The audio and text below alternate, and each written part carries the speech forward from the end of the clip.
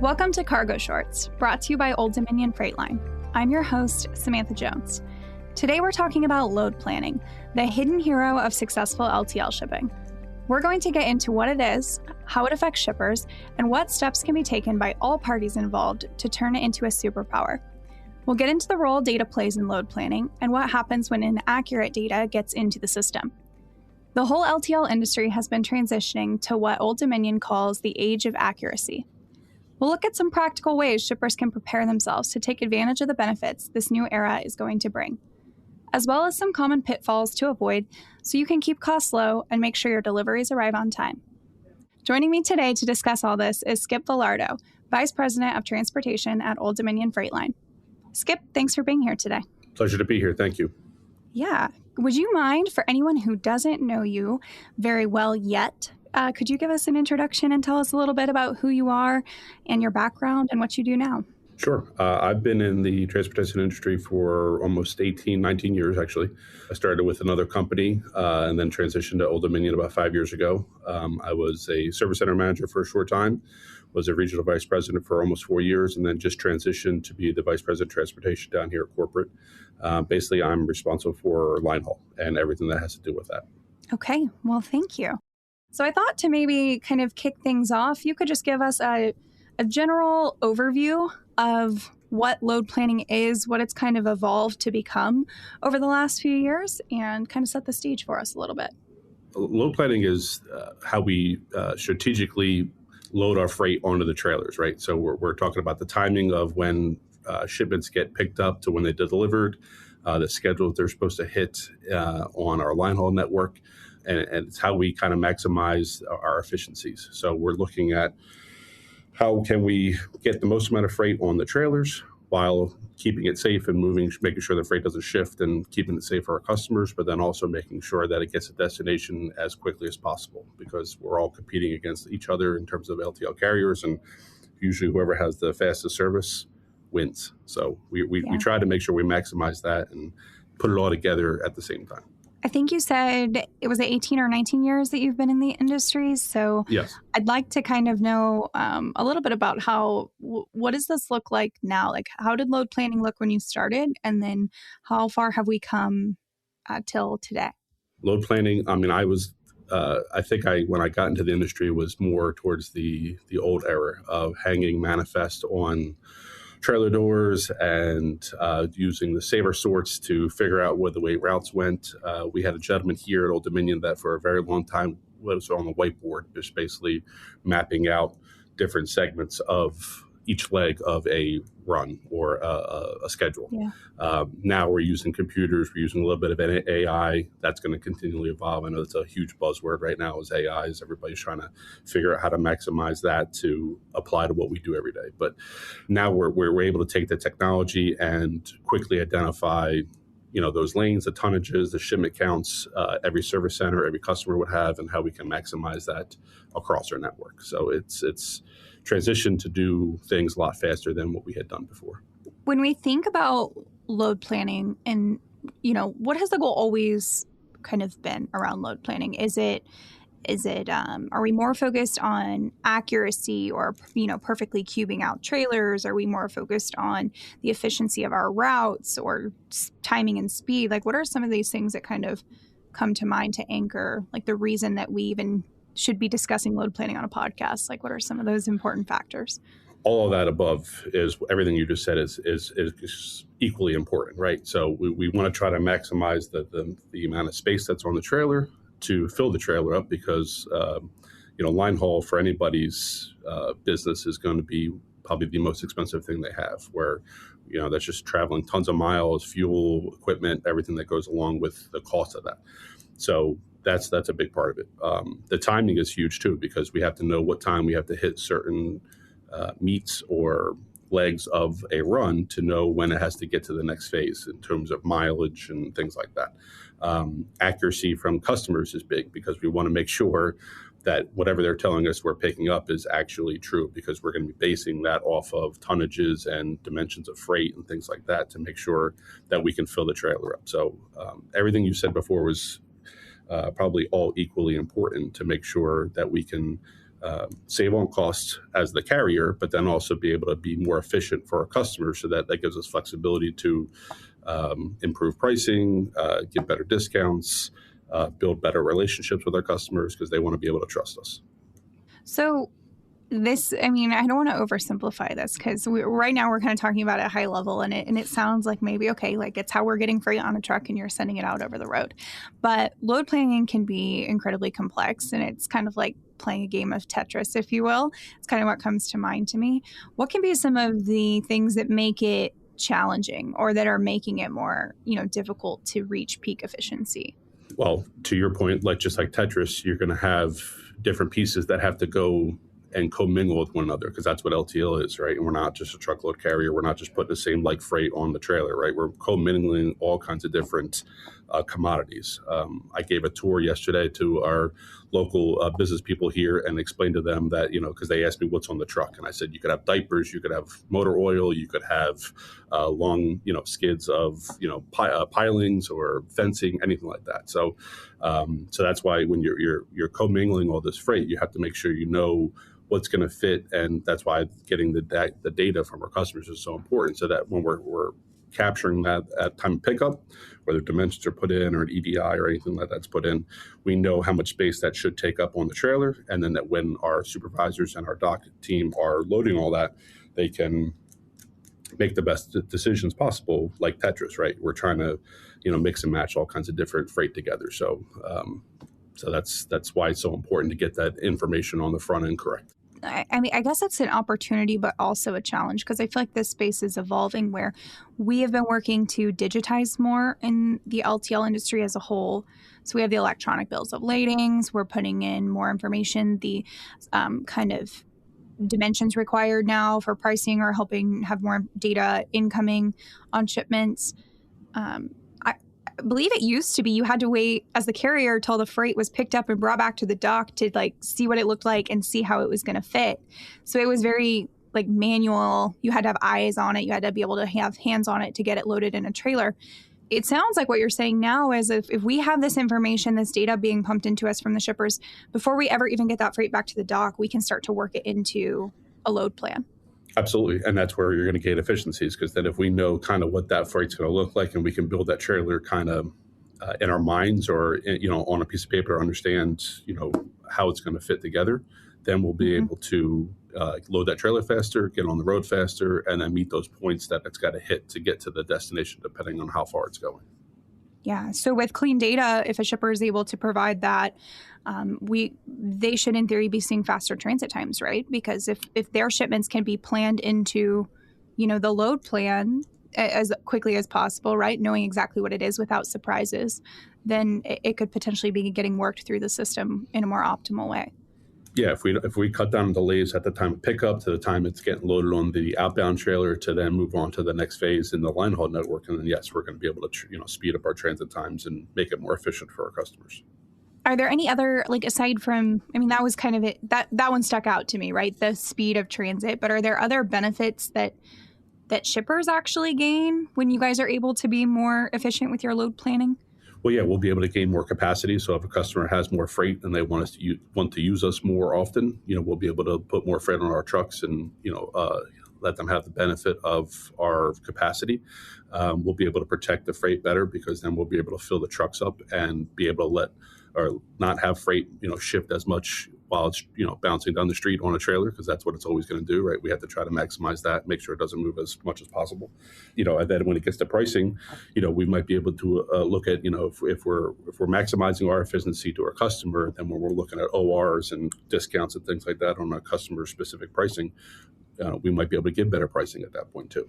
Yeah, I feel like that's something that maybe not all shippers understand quite entirely. Absolutely. And that's why the data and the communication from our customers to our, day-to-day operations and service centers is key, because we have to know what we're going to get every single day, how it's going to fit into the trailers, and then that's only going to help us help them, right? That's kind of a corny way to say it, but that's the truth of it, because it's going to factor in all that cost that we're talking about. What would that look like for a shipper to be able to give you guys as much information with as much time as possible. Is it electronic bill ladings that do that? Is it just calling in your pickup as accurate as possible? Like what does it look like? Both. I mean, if a customer has the capability to give us an electronic bill lading, and we can, integrate it in our network, and we can pick all that stuff up without having a conversation, that'd be great. But if it's still a conversation or a phone call, then or an email, either, all we just need is the accurate information. Pieces, weight, dimensions, and being able to factor that in on how much that's going to take up on our trailers. Okay. Outside of maybe the full automation or of an AI agent or some tool like that, have we at least seen progress in how a computer can kind of analyze the data that is available or make suggestions or at least improve or streamline the process from what it used to look like? And how, is that constantly developing, or where are we kind of at with that? I think it's constantly developing, but it's just a matter of what data you're trying to take out of the program that you're using. If your program's able to adapt and insert the information that it's giving from the AI, we have small tools that we use, and I'm sure other carriers using on some datas for that or whatever. But again, it's still evolving. I think there's still a lot of advancement that can happen. I'm excited for that. I'm eager to see what that's going to look like. It'd be nice to have more readily available data at our fingertips, where you can just simply ask a question on whatever you're trying to ask and get that data quickly, kind of like a chat GPT or anything like that right now. But again, I said, your LTL freight. That's what we need. That'd be awesome, right? That'd be awesome. I know. But you have to, I always think I think it was 2022 when ChatGPT fully launched. And so some of us are still adjusting to using it and getting accustomed, but it's going on its 4th year. And so I think we have to realize hey, AI's been around, machine learning's been around for a while. It takes time to really figure out how it fits in a business environment and start dialing that in. And to that point, like I said, it's just a matter of what you put into it and what you're trying to, extrapolate out of that and how you can apply it to your business, right? And to your point, machine learning has been around for a long time. It's just a matter of how do you get that data out and then apply it to what you're using it for. Yeah. And that goes back to such a common thread across our industry right now, where for the most part, I believe that most shippers, most brokers, most carriers, any providers in the space, they're trying to figure out, how do we start getting our data in an accessible place that's readable by these tools? Because I feel like that's how are we capturing it and then storing it to be used or make it available. So that's something we're also grappling with across our businesses. Yeah, and that's where, when it comes to our costs, that's where we're trying to figure out how can we save on costs to still be as efficient for our customers, right? And that's one thing that we're all trying to do, I'm sure, on some level. Well, I was wondering if maybe you had any specific examples. Maybe we probably shouldn't put any names out there, but can you think of any examples throughout your career, collaboration with shippers, where you really got to see the importance of load planning and how that collaboration with those shippers was able to improve the operations for both, Old Dominion and the shipper? Yeah, well, and as far as load planning, it helped us down the road. But one example that I have is this customer shipped very high-end computer printers, copiers and things like that. And they were not really packaging the freight well enough. And they kept complaining to us that we were getting damages and, why was it happening and things like that. So we were able to go and look at the freight, kind of examine what the packaging looked like and give them suggestions. And they actually took it, which was great, because then that helped us reduce their claims on their end in terms of how we were either putting the freight on the trailers. But then that helped our load planning, because now with better packaging, we can load better freight into the trailers, use our tools with our deck bars and dunnage and everything that we have to protect the freight. And then we saw a dramatic reduced in claims. So very small example. Not every customer, I understand, is either apt to or willing to take our suggestions, because usually it might mean a little bit more expensive packaging on their end. But we were able to show the benefit of why that's going to help them and why that was going to be able to reduce their claims and help us speed up our efficiency as well. So it worked out well, and they're still a customer today, and they love using us. So again, small example, but it was key to helping our load planning and helping them out as well with their claims. I think packaging is probably such a big part of the conversation too for load planning. We had a good conversation. I had a good conversation recently with someone from your company around like how important dimensions are and packaging and like knowing the actual data around each specific shipment. We didn't even really talk about load planning. So it turns out it's like it affects a lot more, than just your pricing or just your damages. Yep. It really extends to your efficiencies as a carrier as well. Yeah. Yeah. Well, like I said, that's if we get good information, good packaging, good freight from our customers, then we're able to maximize that efficiency to help them out down the road. Right. And I know not everybody understands that. But when we're able to identify that cost and explain to them why it's going to benefit them and that it's going to benefit us, then that's where it helps both of us out. And then we can really strengthen that relationship with the customer.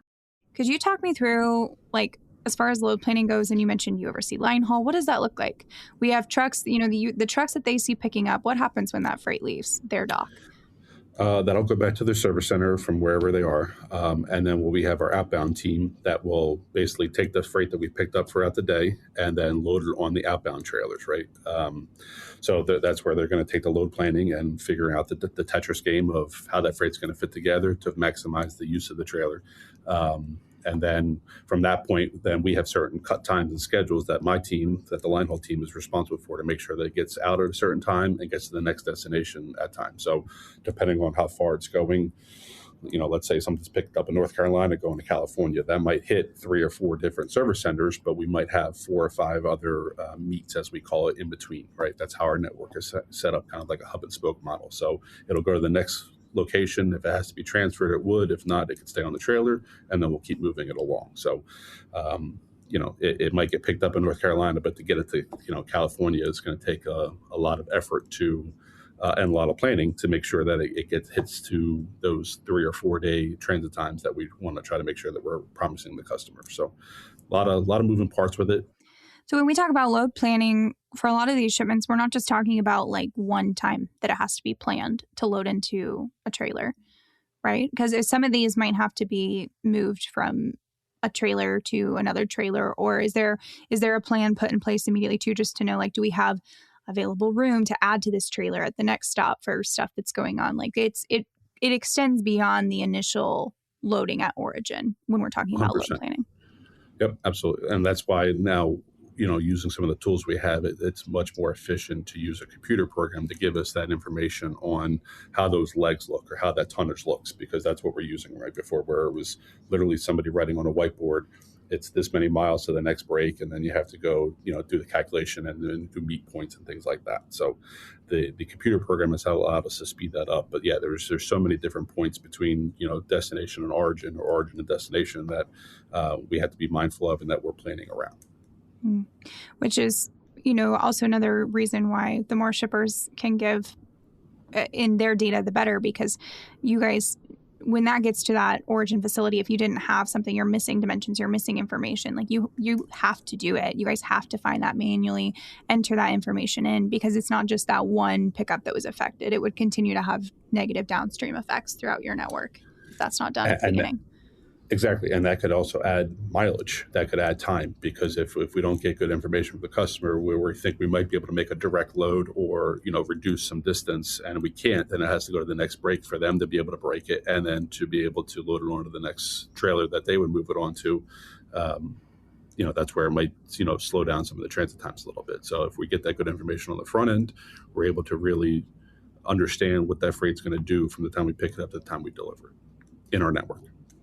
Well, I hope that was helpful. If anybody has sometimes I think it's good to stretch and think about the entire environment of the services that we're relying on and that our businesses are counting on to move our product. And just good to consider and think about how we can be good partners, right? And collaborate. That's what, specifically here at OD, that's what our biggest thing is. We want to have that relationship with our customers. We want to be able to make sure they understand that they're trusting us. That's why we think we are one of the best out there, is because we know that when the freight gets on our trucks, the freight will not get damaged and we'll get it to destination on time. But there's so many things in the coordination that go on with that. So that if we get that good information from the customer on the front end, like I said before, it's going to help them out tremendously with their pricing, with their claims, any hidden costs that might come associated with it. And that's why it's beneficial for us to, have that relationship with the customers, that we can talk to them about the benefits or the pitfalls that might happen if we don't get that good information, or if we don't hold up our end of the bargain, if we're not hitting certain schedules or not protecting the freight as well. Do you have any kind of parting words of wisdom or advice that you would give to a shipper who maybe is listening to this and is like, is there anything else I should do? Is there something I should be asking to make sure I am collaborating or I'm being a strong partner? To your point before, I would highly encourage every shipper to get to a service center, whether it's their local or a larger break, as we call it, because like you said, that's eye-opening, because some people don't understand the coordination that goes into that and how we move freight through the network. So that'd be huge. Obviously, having a great relationship with your sales rep. I know that's what we stress to our sales reps all the time, is to try to make sure you understand what the customer's needs are. You get to know them personally, all that type of things, so that, when these things come up, you can have honest conversations with them. There's inevitably, we're all human, we're not perfect by any means. So there's inevitably going to be a mistake from time to time. And if you can explain the why and how you're going to be able to fix it on the front end, that'll help. So that relationship is huge. So, those two things, great relationships with your reps and your local teams, and then visit some service centers. That'll be huge to see how that all kind of comes together and how that coordination gets their freight to the destination, not damaged in time. Awesome.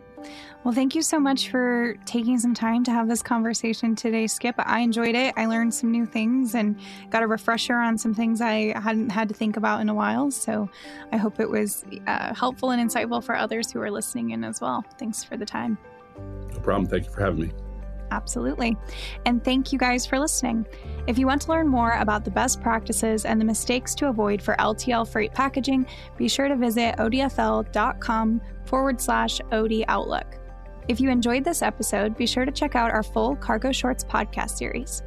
You can find us on Spotify, Apple Podcasts, Amazon Music, SoundCloud, and YouTube Music. You can also leave us a comment on Spotify. Please rate and review, share with your colleagues, or drop us an email at marketing@odfl.com. Thanks for listening.